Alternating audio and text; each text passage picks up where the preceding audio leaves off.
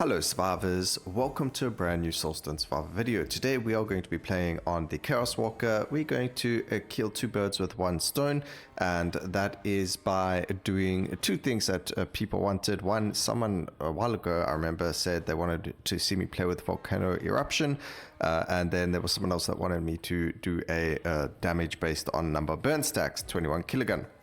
At least I remember your name, but the other volcanic eruption one was quite a long time ago. Yours was only yesterday, so the comment is fresh in my mind. Anyway, what we're going to do is we're going to run Chaoswalker with her third weapon, and we're going to run Orbs of Destruction, Volcano Eruption, Chaos Totem, Bloodlust, Combustion, and Flamethrower. So we're going to get a whack ton of burn stacks. We're also going to try and get the Disarray to Disoriented. No dazed in the build, but we'll at least just get a little bit of crits, at least to 100%, at least so we are critting every single time, and then having the Disarray to Disoriented will help quite a lot.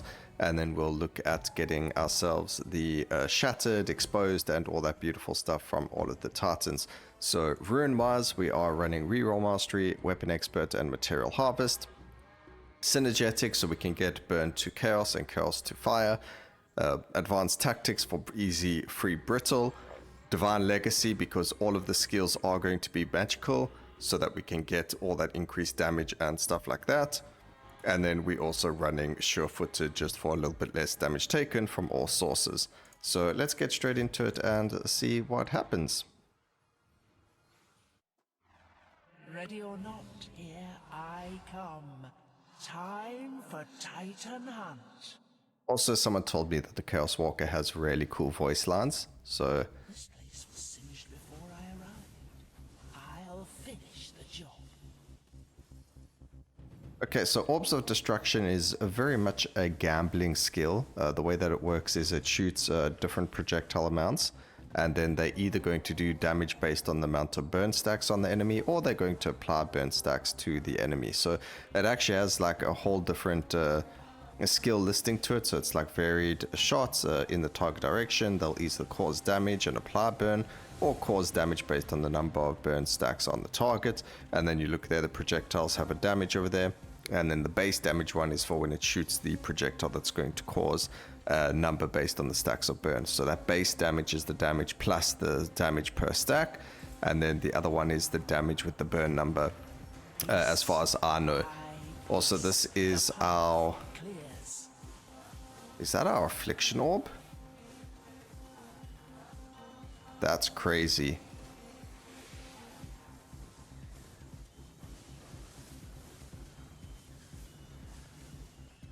There's no... We didn't click on a totem.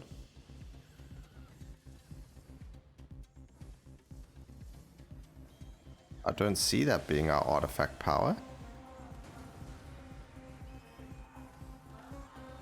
It's not applying burn, so that's not... I have no idea what's going on over there. I haven't activated a totem. Oh no, it wasn't. So I must have activated a totem. That was really, really weird. I didn't expect to have that occur like that. Let's see. There's Chaos Totem. This is going really well so far. We don't want the bleed. That's fine. We'll go for the crit. We need movement speed. And there's Combustion.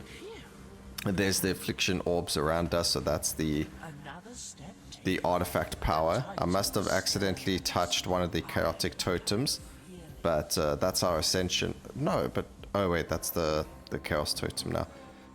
Whew.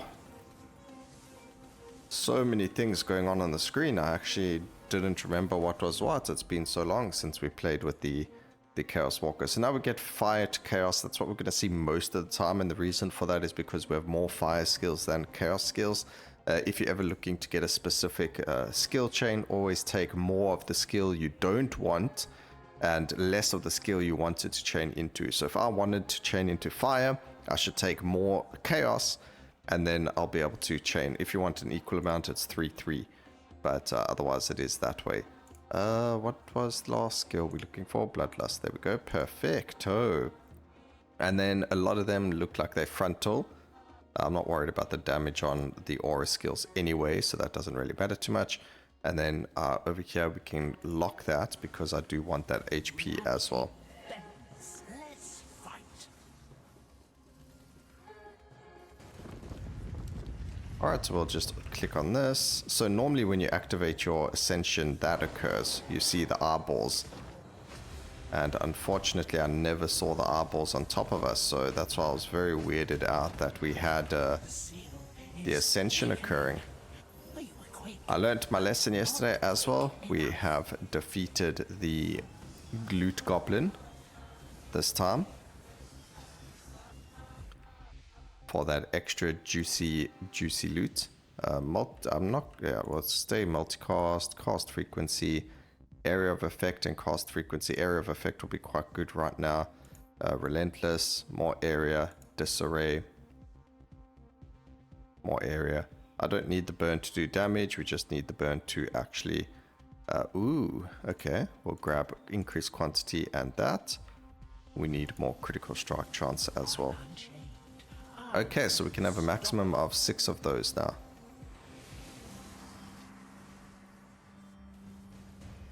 And then how long does our artifact? 15 seconds. I wonder, we could probably do a really weird and wacky build with the artifact power like we did with the Pyromancer. Which I will do this tomorrow, because it is a build that we did before the 1.0 release, and a lot of you may or may not have seen it yet, or skipped it, or missed it, or YouTube just didn't recommend it for you. And because there are a lot of new players, it's cool to show you something weird and wacky like this. So definitely want to show you guys that one and what it's like.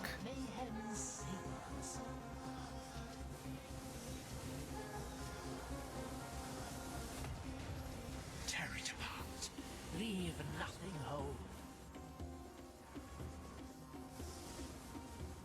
Okay, we've got another +2 over here. And we get multicast for summons, which is really good. That's for Volcanic Eruption and Chaos Totem.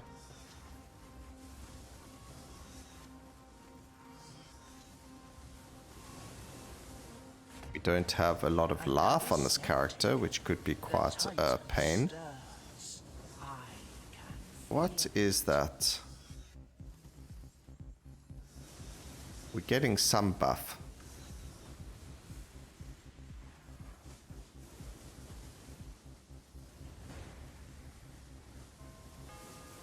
The affliction orbs look like they're quite permanent. It looks like we're able to get artifact power quite quickly on the Chaoswalker, which is pretty cool. Now, see, things like the shield skills, like Earth Shield or Ice Shield, or all of those shield skills, the way I believe, or the way I know area of effect to work on them, is if you hit something with the shield, the damage it deals is dealt in an area around wherever it hit, kind of like how the beam skills area of effect works. So this leads me to wonder if the same thing is going to apply when we do something with the artifact, the AoE and the affliction orbs. So are they going to be dealing more damage if they contain more area of effect, kind of thing? So that's a very interesting one. We could grab an expansive to see.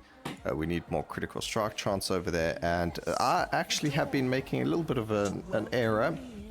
I haven't been grabbing the combustions, so the damage for fire. I've been grabbing the disarray instead.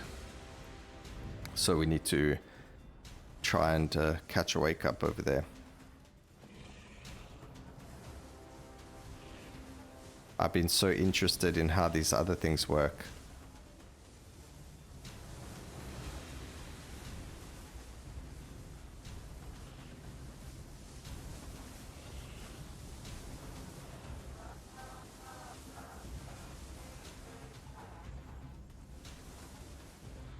Okay, we just dropped flamethrower on his face so we can manually aim to hit him with the most amount of fire possible.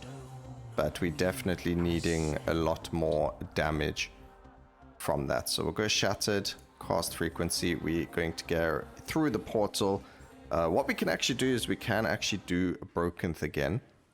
And the reason for this, oh, I love doing that. Just boing.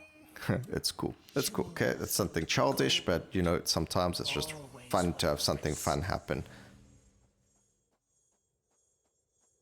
Alright, let's see how many levels we can get here. We are a couple of levels just off of the next Divine Legacy. So we're going to be looking for multicast, area, and damage.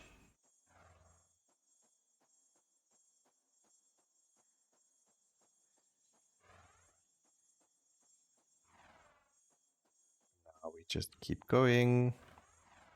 Currently our character is slow. And we don't need to pick up every piece of XP. We just need to do the majority of it. Obviously, if we like that little bit off of a single level, then we'll go and see if there's any that we missed picking up, and we'll go pick it up. But otherwise, you know, you get the gist of how many levels you get. So like over here, there's no way, there's no XP running around there that could have helped that. So we need the spontaneous combustions. I can't believe we've only got picked up one now. Magnetics. A lot of people are wondering why I pick up magnetics as well. The reason, even though after every Titan hunt the XP curve is reset in somewhat way, shape or form, the XP curve does increase substantially if you have the magnetics as well. So it definitely helps you out there. So you do want to grab them. You want to grab both of them. Just, you know, you want to have some magnetic. That's what I say, like about, I would say about 100% or so. Just so you've got that nice, juicy extra XP that you otherwise wouldn't have had. So grab the burn. Movement speed's good. I don't need slow. I mean, we could get slow to brittle, so maybe. But we've already picked up how many of these? 2. Okay, 2's enough. And then we'll focus on the spontaneous combustions. Unstoppable. Alright, let's go for Broken again so we can get the damage and cast frequency.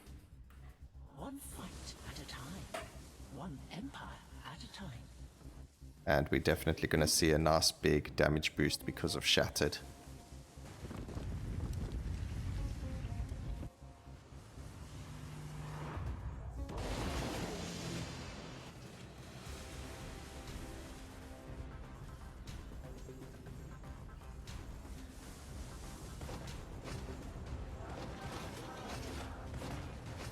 Each task bends fate in my favor. Okay, grab all XP on the floor. Go to the +2 over here. It would be cool if we could get to a point. I mean, you can't really see much with combustion. Maybe I shouldn't have played it. Tear it apart. Leave nothing whole. I mean, not that I need to see much. As long as everything around us is being defeated, then that's okay.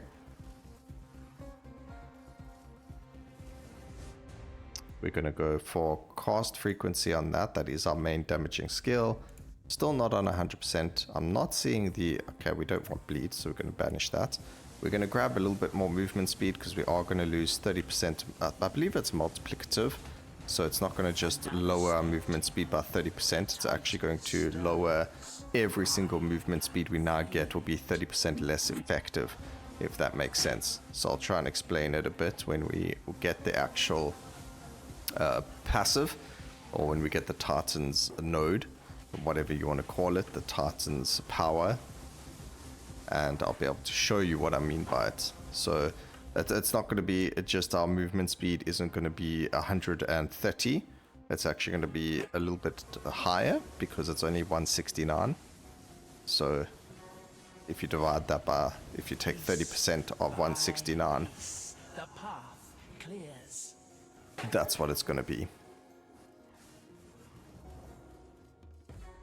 Okay, increase the damage or burn. No, damage modifiers. It's just going to increase. Actually, it does help this as well. So it goes for, it should, it's supposed to. So this damage increase should affect this. So it should go from 68. Yep, it does. Perfect.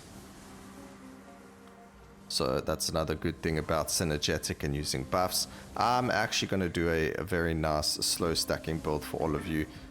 You wanted to see me do a long-esque, type-esque run. We're going to do it with a glacial affinity. I have decided. I've been trying to figure out what kind of build I wanted to play using a everlasting run, but I think it's going to have to be that. We're also going to need healing, so it will have to be a swing build. It's going to be weird and wonderful. We might not even be able to use reroll mastery for the build. There's not much really to say. with regards to this one. It's more about just going ahead with it. Most important stats are cooldown reduction and multicast for everything else, and then damage for our Orbs of Destruction, which we haven't really been getting. Also, did you guys know that some skills do not get certain passives? So some skills may never get area of effect, or some skills may never get cast frequency. You might only find multicast for them, or whatever the case may be. So some skills out there are quite weird and wonderful. I do not have a list of what they do and what they don't do. That would be a very, very long list, because there are a lot of skills in the game. And it's not something, I mean, maybe when the game started, it should have been something I started doing, or whatever the case may be, but we didn't, and I just fat fingered everything over there. Okay, we don't really need AoE, so we're just going to grab the damage. There's a multicast, that's beautiful. Cast frequency is fine, we've already got the burn too slow, so we don't need that.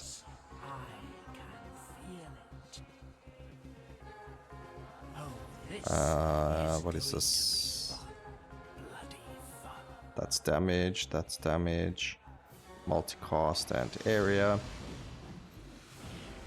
We're gonna fight Broken again so we can get the Gladiatorial Instinct.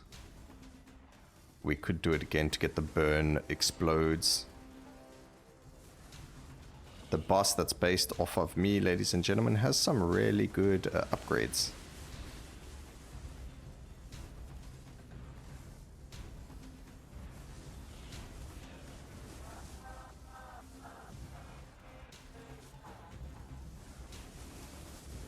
You thought you'd win? Your blood is now mine. Your blood is now mine. So we could do something like Sandscale Wraith, but we're not going to do that.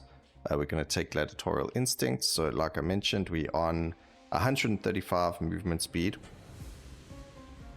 It was 106. Oh, okay, it must have been from one of these, but that's fine. 135. It should go down by 30%, which would be what, 19. So 135, it went down by 30 in total. So that's what I mean by it. So it doesn't remove.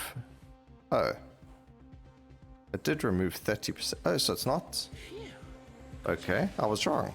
It's not multiplicative, it's additive. So that's actually not bad. But then I didn't look at the damage increases. Guys, look at the damage increases for me. I don't know if that was then additive or not. That's weird. That should have been multiplicative. Alright, we got Disarray. We want Disarray to Disoriented, so we're going to grab ARUANAK.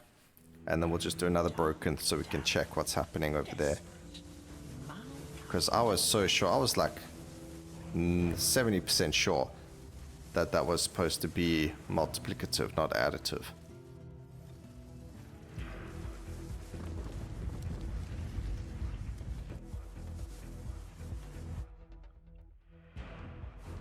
Okay. I'm not getting. It would seem that maybe Orb of Destruction doesn't get a damage increase, because I have not seen a damage increase for it yet. Also, I think the Chaos Totem is going to land up doing more damage than what this other one has been doing, because it looks like we aren't really effectively doing anything with it. I don't need these. More crit is fine. Multicast is fine. Orb of Destruction. Piece by piece, the path clears.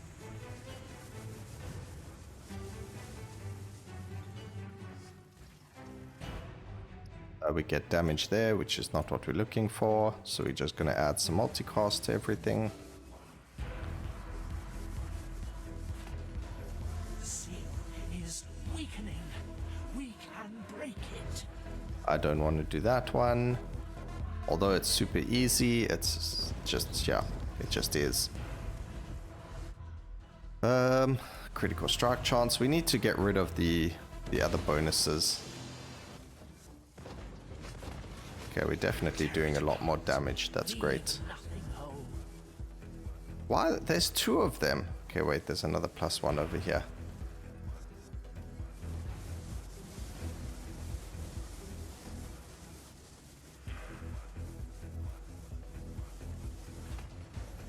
Each task sends fate in my favor.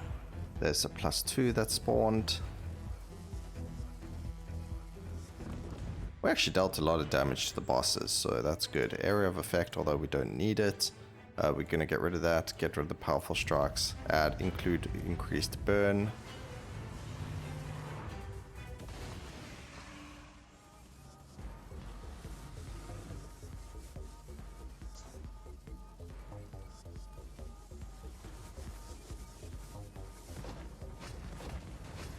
Piece by piece, the path clears.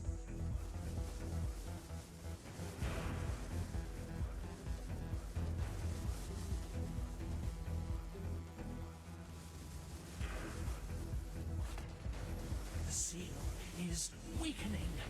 We can. Okay, we finally found a damage upgrade. Holy moly, that took way too long. Getting rid of these altars.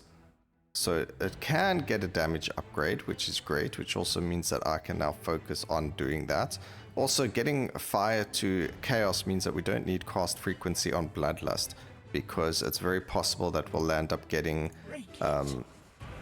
enough of it to go over and over again. So if you keep your eye on the Bloodlust buff, you can see that green line. That is the duration of the Bloodlust.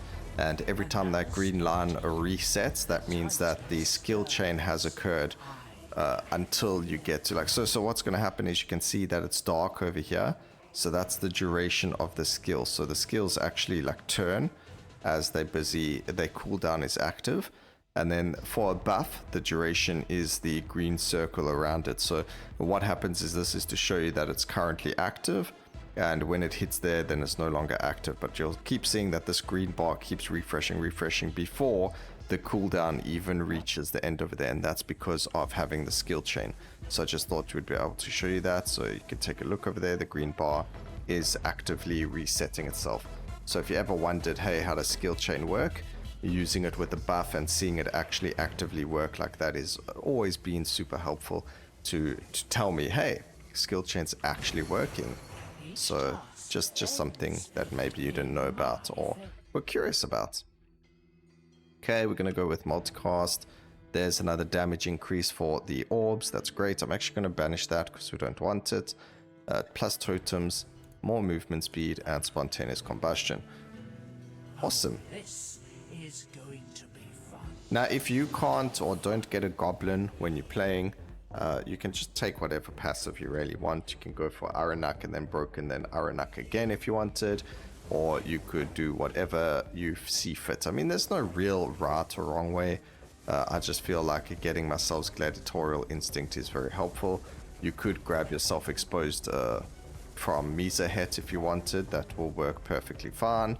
And just things like that. So don't stress too much about the fact that I got a goblin and you don't necessarily get one in your game. But if you do get one, hope that you get it when you're fighting Broken the player, so that you can get 2 of those skills active at the same time. And then over here, Disarray to Disoriented, we are on 100% critical strike chance. So we are going to be proccing that Disoriented or using that Disoriented quite effectively, since it increases the critical strike damage that enemies take. This place was singed before I arrived. I'll finish the job. No, why? Game, it's been so long since you've given me these. Don't do it to me now.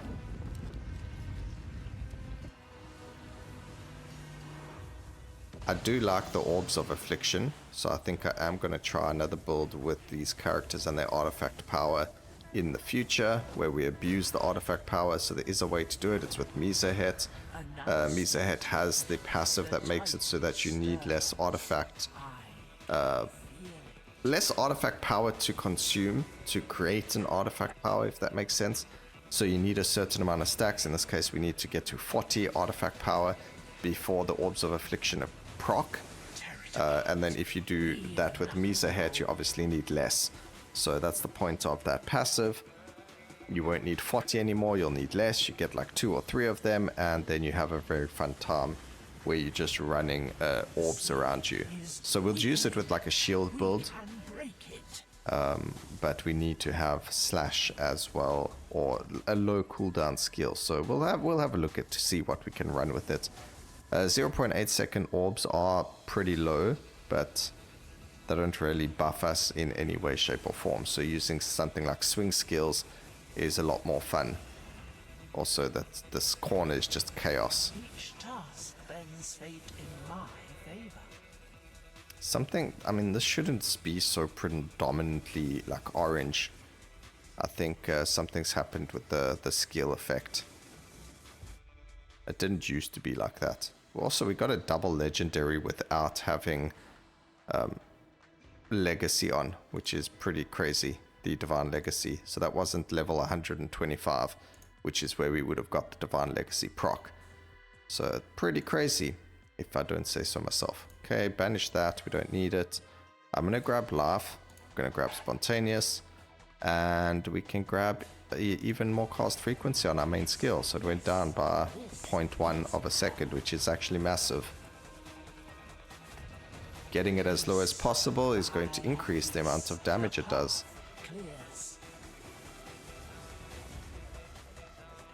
Okay, this is quite a weird and wonderful state that we're in. Somehow, I feel like my ascension's going off without me wanting to get it going off. Maybe I just don't see me run past the totems. I mean, that's not a bad thing, don't get me wrong. It used to take a lot longer to get the ascension to go off. But now it's like, maybe I should deactivate the ascension. I don't know. It feels weird. Weakening. We can break it. You can deactivate ascensions, by the way, if you don't really enjoy having a character's ascension. Like, I know a lot of people don't like necromancers and having to build your army, or maybe you don't like Chaoswalkers because it's too chaotic, whatever the case may be. If you want, you can turn off the ascensions. I can show you after this game if you like, or I can just tell you if you go to before you click on start a game or start match, on the top or right hand there's all those buttons that you can click, and you can click on ascension and you can deactivate it, and that way you don't have to worry about whether or not you're gonna see the all this chaotic energy and stuff like that. So pretty cool. We've only got one more lock, so I think we're just gonna take the damage, not really use the lock, and we'll wait and see. Critical strike chance, damage, thank you. Actually, we can re-roll 4 more damage. Multicast is fine. That's a cast frequency. We'll take it. There's damage. Relentless. Ooh. See, even with that increased cast frequency, we didn't even go down anything. Actually, we probably went down because of Bloodlust, now that I think about it. That gives us 111% increase. So let's see, we're on 0.8 seconds. We're going to get 111% increased cast frequency. What does that take us to? 0.6 seconds. So you need a lot of cast frequency. We're about to get even more.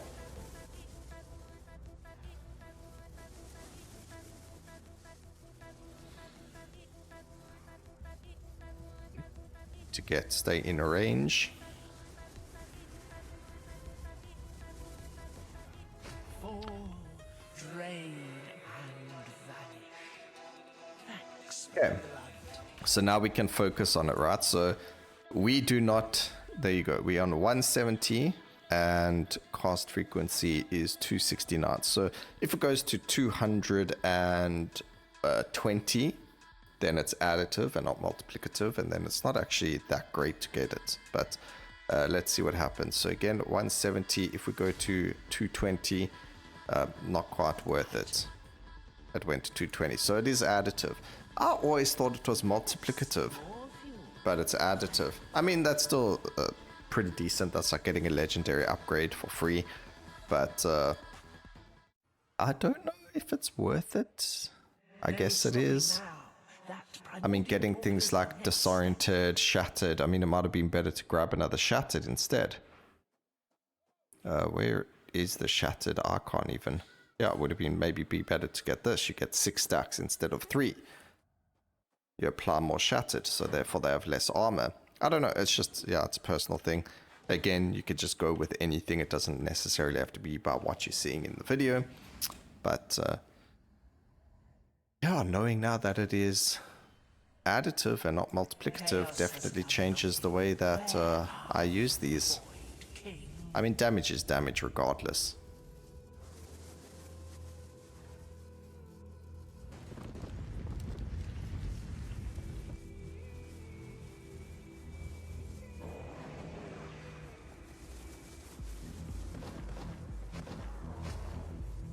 I don't know about you guys, but I can't see anything.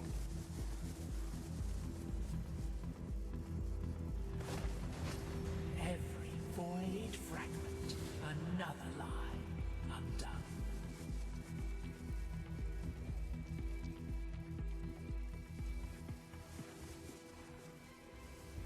Okay, damage. Swift is very good. We don't need the cast frequency here, so we're just going to take that. There's another damage increase, and we can grab ourselves even more cast frequency. So cast frequency is only going to affect our totems as well as our orb of destruction. It does affect obviously bloodlust, but it doesn't affect flamethrower and the combustion. They've got a duration to them. As long as your cast frequency is below the duration, it's not really going to make much more difference to them. What you'll want to get is more multicast and a little bit of area for them to proc more damage and do better. Let's go and look for more damage now. Potency is very good. Multicast, like we mentioned, and more potency. So we were on 111, we're now on 135.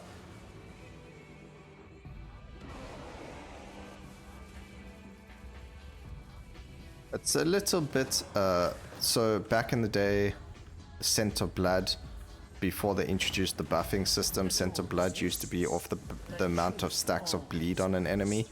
Now it works because of the amount of stacks of finesse on your own character. So it's a little bit harder to get on every single character. Like you used to be able to get bleed stacks on pretty much anyone. It was pretty easy to get them, you know what I mean?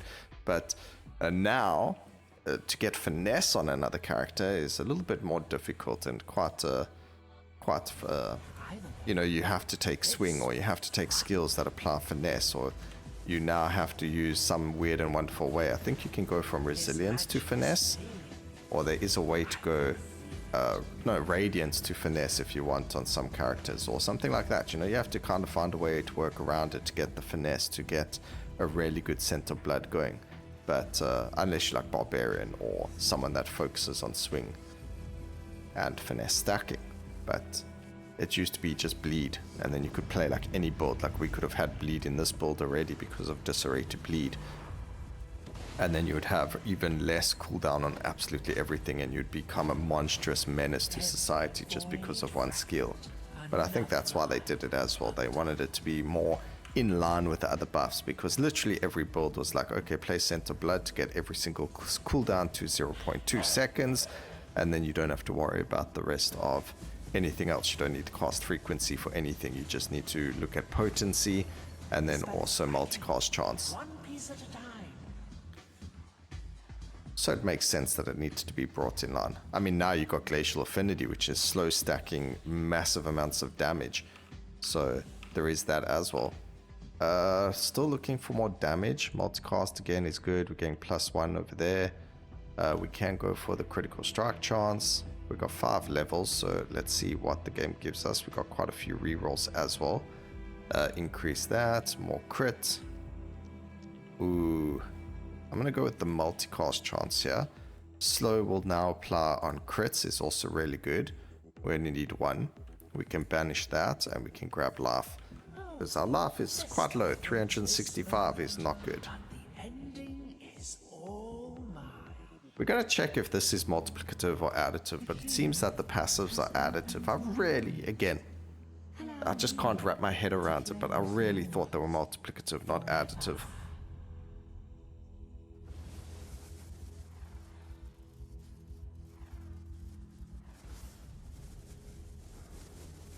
Alright, we might get hit by something stray,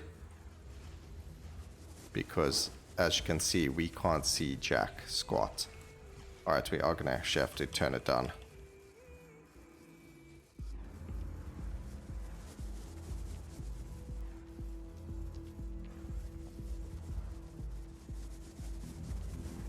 Turn it down even more.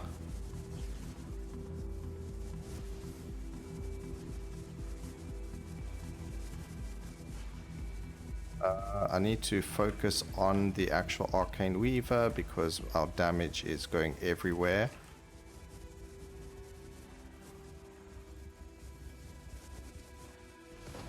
Alright, we didn't lose our HP, that's perfectly fine. It's unfortunate we did have to scale down our actual area. Cast frequency, no, let's go. So let's check now. This one's going to give us everything. So if it goes to 250, then sad, it went to 250. Okay, it's all additive. That's okay, it's not the end of the world, it's still increased power for free. We also got a 4th dodge.